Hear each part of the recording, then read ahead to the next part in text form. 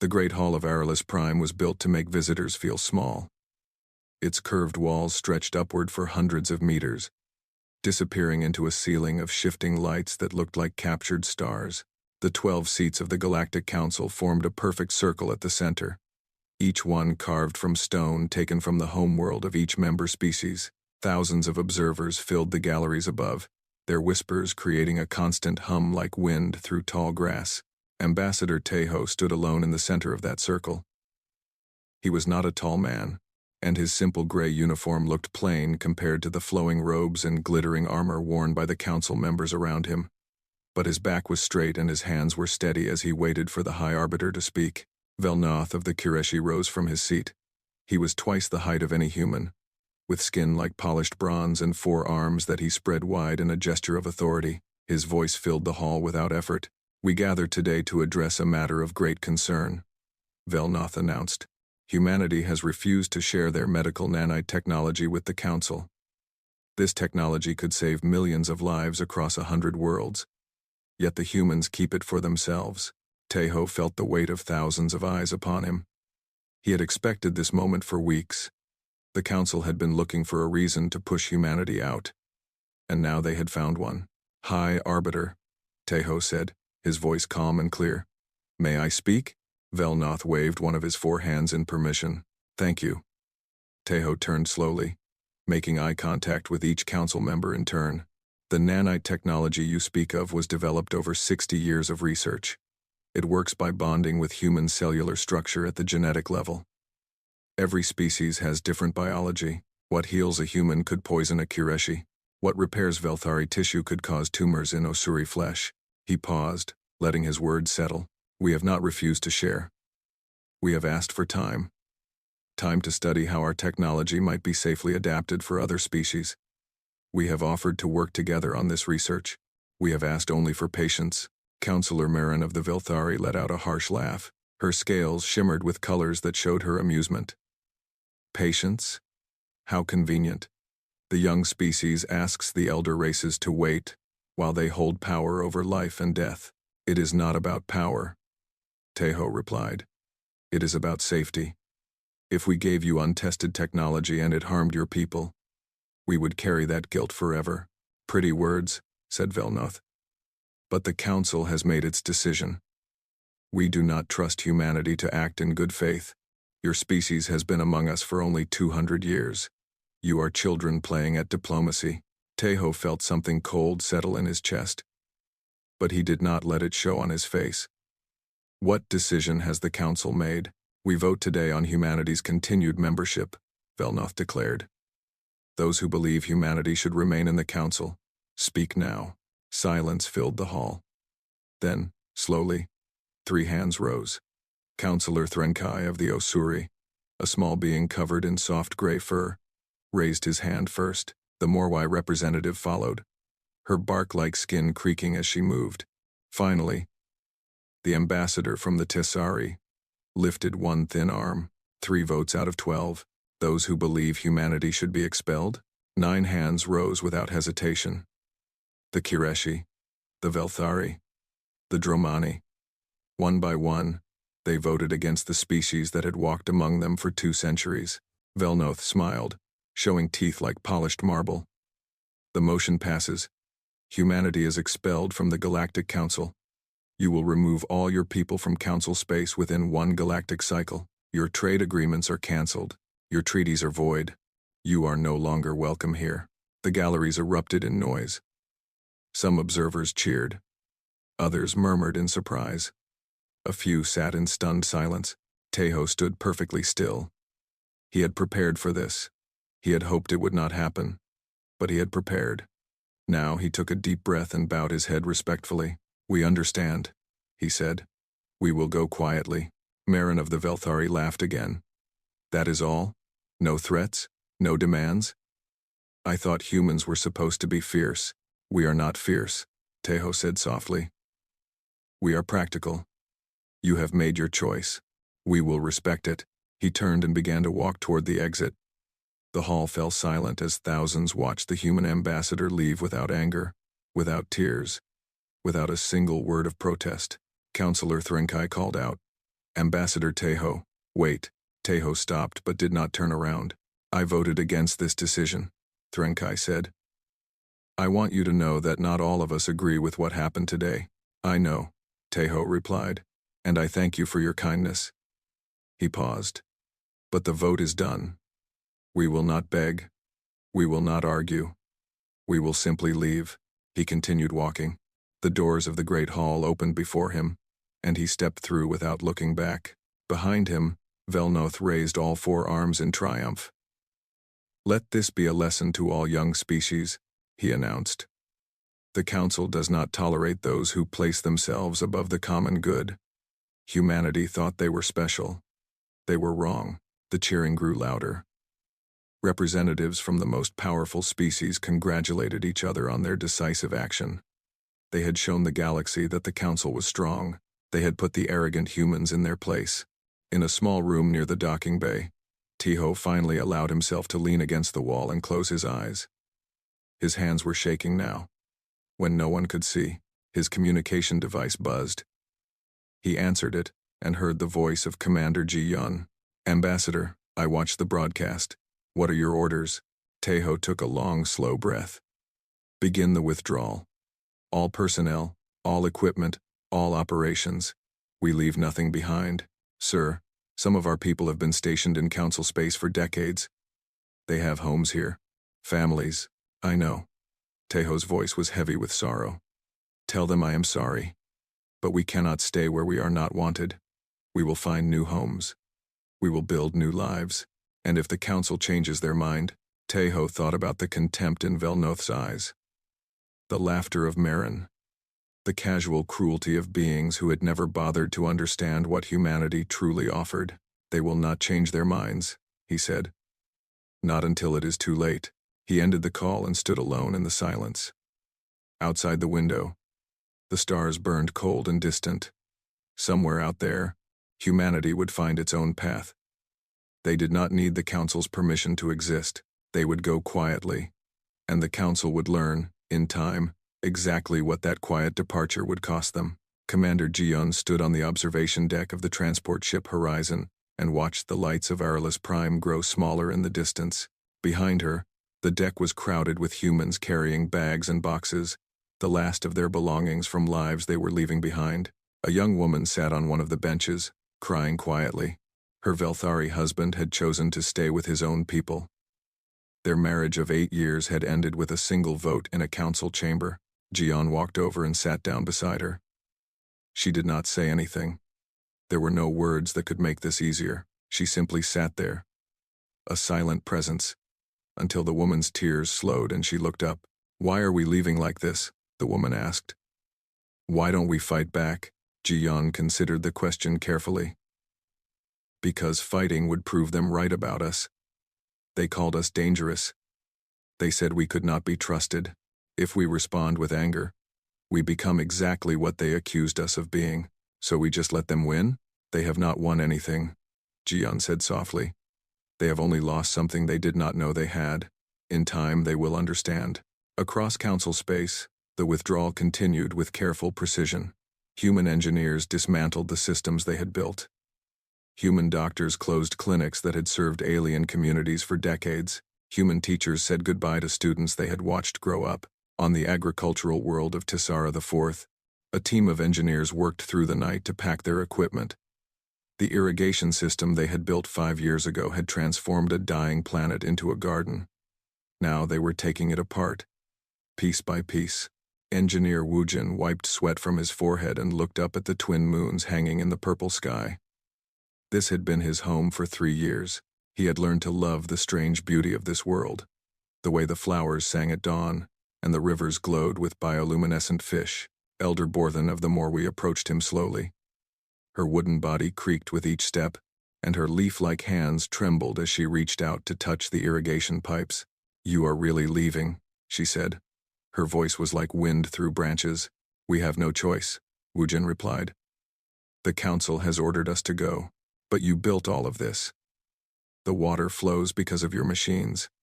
The crops grow because of your knowledge. What will we do when you are gone? Woojin felt a pain in his chest that had nothing to do with the physical work. He had trained local technicians to maintain the basic systems, but the Morwai were a peaceful species with no talent for engineering. They had relied on the humans to keep everything running. "I have left manuals," he said. "Instructions for every system. If you follow them carefully, you should be able to keep the irrigation working for a few more years." "A few more years," Borthan repeated. "And then?" Woojin had no answer.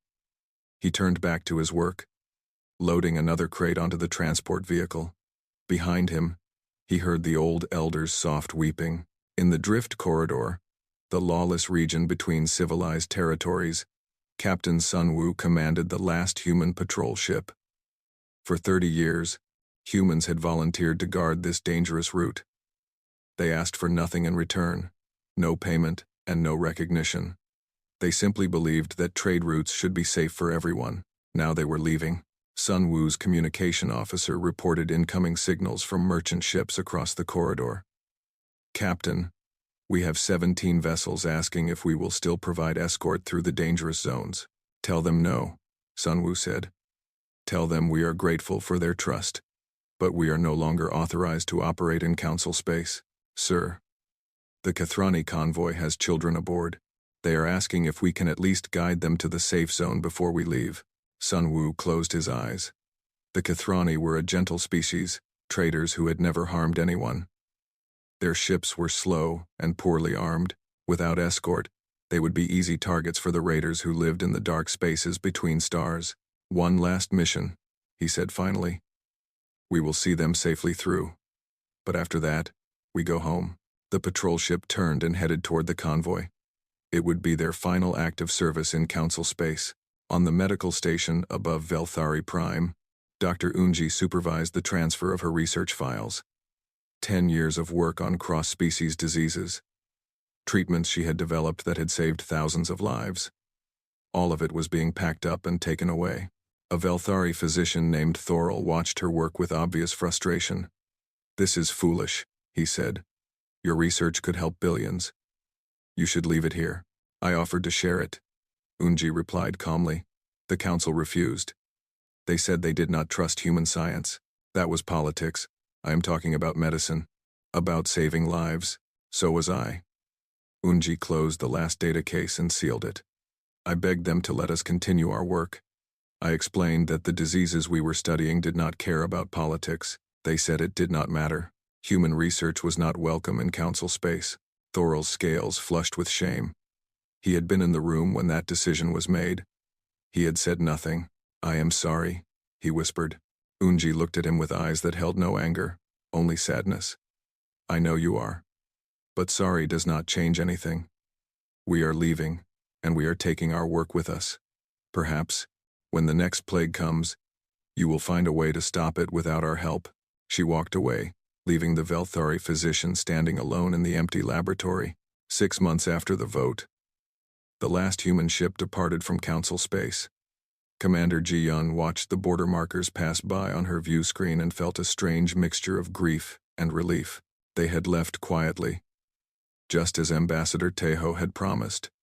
No violence, no sabotage, no angry words broadcast across the networks.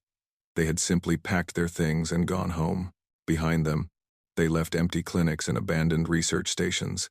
They left irrigation systems with no one to repair them, and patrol routes with no one to guard them. They left 1,000 small kindnesses that no one had ever noticed. The council celebrated their departure. Velnoth gave speeches about the strength of the elder races. Marin hosted parties where Velthari nobles laughed about the foolish humans and their quiet surrender. None of them understood what they had lost. None of them realized that the galaxy had just become a darker place, but they would learn. In time, they would all learn. Ji-yun turned away from the view screen and began planning for the future. Humanity had survived worse than this. They would build new alliances, find new friends, create new homes among the stars, and someday, when the council finally understood their mistake, it would be too late to fix it. 18 months after the humans left, the first reports of trouble began to reach the council chambers. At first, they were easy to ignore. A trade ship lost here. A crop failure there. Small problems that surely had nothing to do with the departure of one minor species. But the small problems kept growing. In the drift corridor, Merchant Captain Vornax of the Kethrani stared at the distress beacon flashing on his screen. Another convoy had been attacked. The third one this week. Raiders again? His first officer asked. Who else? Vornax replied bitterly. They know the humans are gone. They know no one is coming to help. In the old days, the human patrol ships had responded to distress calls within minutes. They had hunted raiders with a patience and skill that made even the most dangerous pirates think twice before attacking. Now there was nothing but empty space and silence. Vornax made a decision. Turn the ship around. We are going back to port, but the contract requires us to deliver by next cycle. The contract means nothing if we are dead.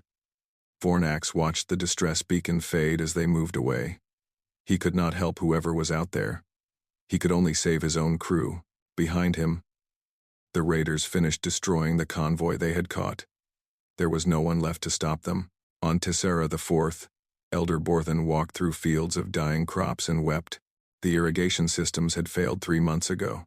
Without the human engineers, no one knew how to fix them. The manuals that Wujin had left were written in technical language that the Morwai could not understand. They had asked the Kirishi for help.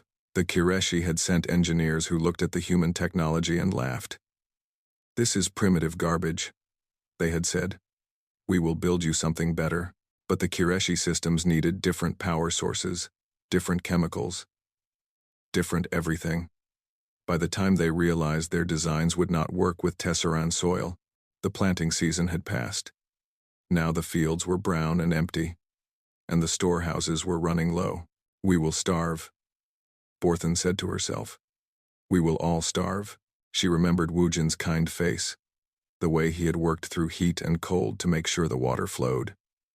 She remembered the human doctors who had treated Morwi children for free. She remembered the teachers who had stayed late to help struggling students. All gone. All taken away by a vote in a room 1,000 light years distant. Borthen fell to her knees in the dead field and prayed to gods who did not answer. On Velthari Prime, the plague spread like fire through dry wood. It had started in a small colony on the outer rim. A simple fever that killed slowly and painfully. The Velthari physicians had seen similar diseases before. They were confident they could handle it. They were wrong. Dr. Thorol stood in a hospital ward filled with the dying and tried to remember what Dr. Unji had taught him. She had studied diseases like this one. She had developed protocols for containment, treatments that could slow the infection long enough for patients to recover. But Unji was gone, and her research was gone with her. The databases had been erased when the humans left. The Velthari had made copies, but something had gone wrong with the transfer. Half the files were corrupted and useless. We need to close the spaceports, Thorol told the Health Ministry. Complete quarantine. No ships in or out until we understand how this spreads. The ministry official laughed at him. And destroy our economy? Impossible. This is just a minor illness. It will burn itself out. It did not burn itself out. It spread to 12 colonies within a month. The death toll reached 10,000. Then, 100,000. Then the ministry stopped counting. Thorol remembered what Unji had said when she was leaving. Perhaps, when the next plague comes, you will find a way to stop it without our help. He had not believed her then. He believed her now. In the council chambers, High Arbiter Velnoth faced growing criticism for the first time in his long career. Representatives from frontier worlds demanded answers. Why were the trade routes unsafe? Why was no one stopping the raiders? Why were colonies dying while the council did nothing? These problems are temporary, Velnoth insisted. We are adapting to the new reality. The loss of one minor species cannot truly harm the great civilizations of the council. But privately, he was worried. He had ordered his staff to research exactly what the humans had been doing before they left. The reports that came back were troubling. Humans had volunteered for the dirtiest jobs, the most dangerous missions, the tasks that no one else wanted. They had worked for little pay and less recognition. They had maintained old systems that the elder races considered beneath them. They had served as translators and mediators and emergency responders. They had been everywhere, doing everything. And no one had noticed because they never asked for credit. Velnoth sent a secret message to human space. It was carefully worded, not an apology but an invitation. Perhaps, he suggested, some limited cooperation could resume. Perhaps human volunteers could return to help with certain specific problems. The response came back within a day. It was polite and brief. We thank the Council for the communication. However, we respect the decision that was made regarding our expulsion. We have no desire to interfere in Council affairs. We wish you well in addressing your current challenges. Velnoth stared at the message for a long time. He had expected bargaining. He had expected demands. Instead, he got only quiet acceptance. The humans were not coming back. They were not going to beg for readmission. They were simply going to let the Council suffer the consequences of its own choice. For the first time, Velnoth felt something he had never felt before when dealing with humanity. He felt afraid. In the darkness of space, the problems continued to grow. Pirates conquered entire sectors of the drift corridor. Famines spread across agricultural worlds. Plagues burned through populations that had no idea how to stop them. And somewhere beyond the border, humanity built new homes and new alliances with species the Council had never bothered to notice. They did not look back. They did not gloat. They simply moved forward, as they always had. The galaxy was unraveling, one thread at a time, and the Council was only beginning to understand that they had pulled the wrong thread when they cast out the quiet humans who had held everything together. The emergency session of the Council was called at midnight, an unusual time that signaled unusual urgency. The great hall that had once felt magnificent now seemed cold and empty. Several seats remained vacant because their representatives had died in the plague or been killed by raiders. The galleries above were nearly deserted. Councillor Threnkai of the Osuri walked slowly to the center of the chamber. He was small and covered in soft gray fur, and his voice was naturally quiet. But tonight, every word he spoke would change the way the Council understood its greatest mistake. I have spent the past year investigating a simple question, Threnkai began. What did the humans actually do while they lived among us? The answer is in this report, and I must warn you, it is not pleasant reading. He activated a display that showed a map of Council space. Red marks appeared across it like drops of blood. Every red mark represents a crisis that has occurred since humanity's departure. Pirate attacks, famines, disease outbreaks, infrastructure failures, diplomatic disputes that turned violent. There are more than 3,000 marks on this map. Velnoth shifted uncomfortably in his seat. Coincidence? The humans cannot be responsible for everything that goes wrong.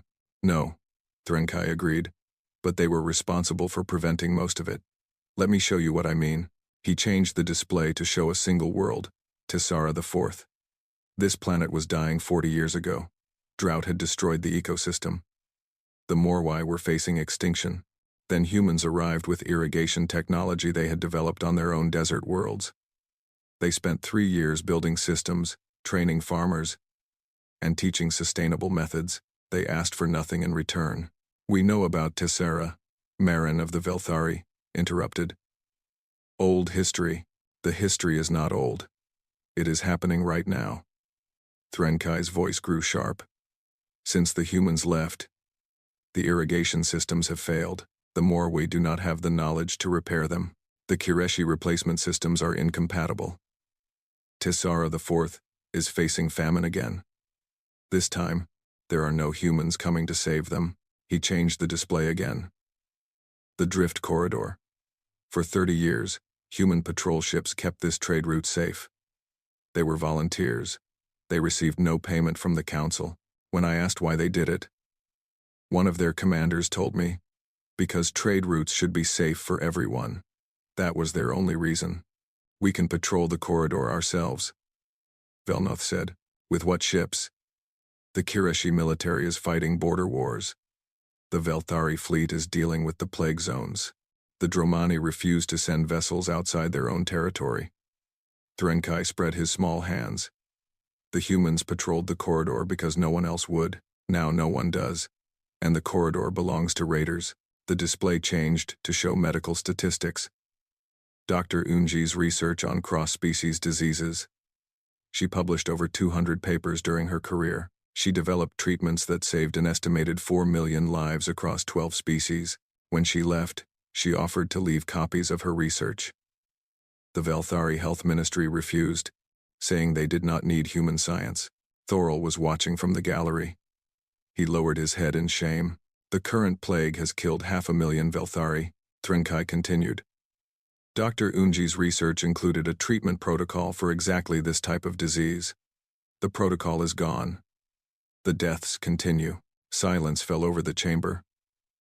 Threnkai let it stretch for a long moment before continuing.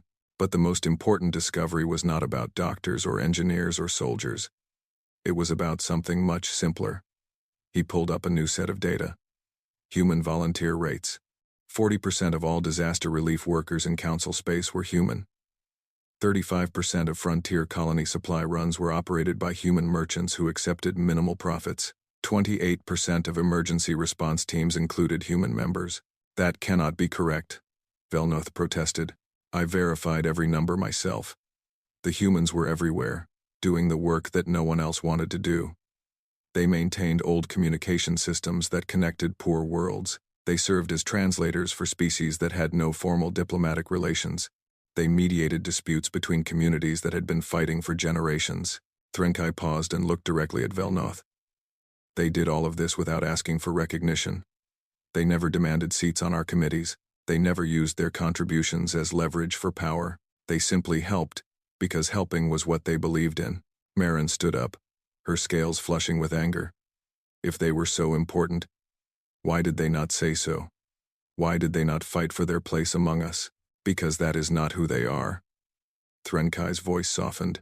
We mistook their humility for weakness. We saw a young species and assumed they had nothing to offer. We were wrong. He changed the display one final time.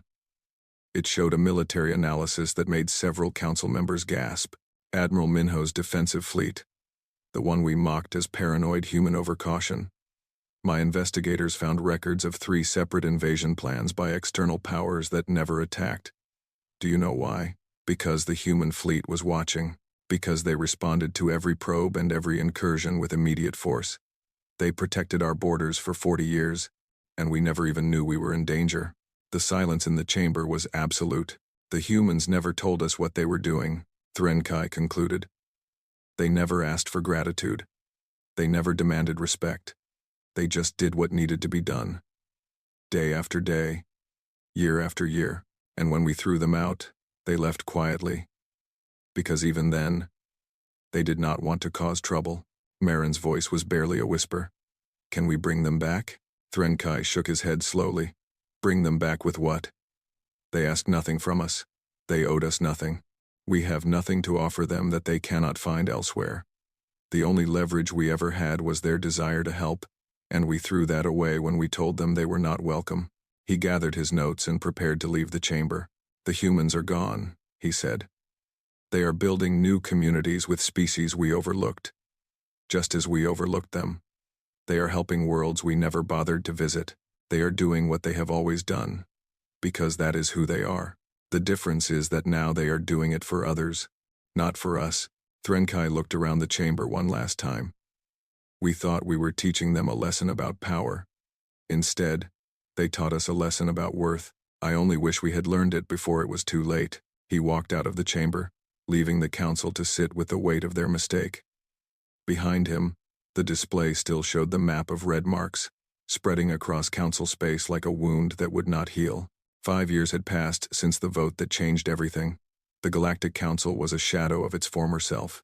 2 member species had collapsed into civil war, their governments destroyed by conflicts that human mediators had once kept under control. A 3rd species had withdrawn entirely, choosing isolation over cooperation with leaders they no longer trusted.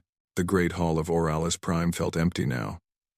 Dust gathered in the corners that maintenance crews no longer cleaned.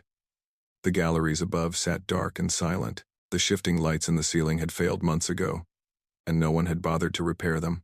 High Arbiter Lorthani stood where Velnoth had once stood. She was young for her position, chosen after her predecessor's disgrace and exile. The council had needed someone who was not connected to the decision that had brought them to this point, someone who could approach the humans without carrying the weight of old arrogance. Her ship crossed the border into human space without ceremony. There were no challenges, no warnings, no demands for identification. The humans simply let her pass, as if they had nothing to fear from a single council vessel. The orbital station above Earth was modest compared to Oralis Prime. It had no grand halls or towering walls, but it was clean and well-maintained, and the people who worked there moved with purpose and contentment. Ambassador Hana received Lorthani in a small office with windows that looked down at the blue planet below. She was middle-aged, with silver streaking her dark hair and calm eyes that studied the High Arbiter without fear or anger. "Thank you for agreeing to meet with me," Lorthani said. "Of course." Hana gestured to a chair. "Please, sit. Would you like tea? It is a human custom for welcoming guests." Lorthani accepted the tea with trembling hands. She had rehearsed this conversation 100 times on the journey here. Now that the moment had arrived, all her prepared words seemed hollow. "I will not waste your time with politics," she said finally. "The council was wrong. We were arrogant and blind. We threw away something precious because we were too proud to see its value. I am here to ask humanity to return." Hana sipped her tea and waited. "Full membership," Lorthani continued. "A permanent seat on the council. Equal voice in all decisions. We will give you whatever guarantees you require. Resources, territory, trade agreements, whatever you want." "That is a generous offer," Hana said. "It is the least we can do. The galaxy is falling apart without you. Trade routes are controlled by pirates. Frontier worlds are dying. Species that lived in peace for centuries are now at war." Lorthani's voice cracked slightly. "We need you. Please come back." Hana set down her teacup and looked at the High Arbiter with something that might have been sympathy. 5 years ago, Ambassador Tejo stood before your council and asked for understanding. He explained that we wanted to help, that we only needed time to adapt our technology safely. The council laughed at him. They called us children. They cast us out like we were nothing. "I know," Lorthani whispered. "I am sorry. We appreciate the apology. Truly." Hana stood and walked to the window. "But we have built something new since then. Out here, beyond council space, there are hundreds of species that the great civilizations never noticed. Small worlds, poor worlds, species that were considered too primitive or too weak to matter." She turned back to face Lorthani. "We have been helping them, teaching them, building with them. We have formed alliances based on mutual respect and shared purpose. We have created communities where everyone contributes according to their abilities and receives according to their needs. You could do the same thing within the council," Lorthani said desperately. "No, we could not. The council is built on hierarchy and power. The strong species make the rules, and the weak species follow them. That is not who we are. That was never who we were." Lorthani felt tears forming in her eyes. "Then what do I tell my people? How do I explain that the humans are not coming back?" Hana crossed the room and knelt beside the Arbiter's chair. Her voice was gentle, almost kind. "Tell them that we wish them well. Tell them that we hold no anger in our hearts. Tell them that we hope they find peace and prosperity in whatever future they build for themselves. But you will not help us. We cannot help those who do not understand what help truly means." Hana rose to her feet. "The council wanted our technology without our values. They wanted our contributions without our voice. They saw us as useful tools, not as partners. That is why they were so quick to throw us away." She offered her hand, and Lorthani took it, rising unsteadily. "We measured worth differently than you did." Hana continued. "You measured it in power and age and military strength.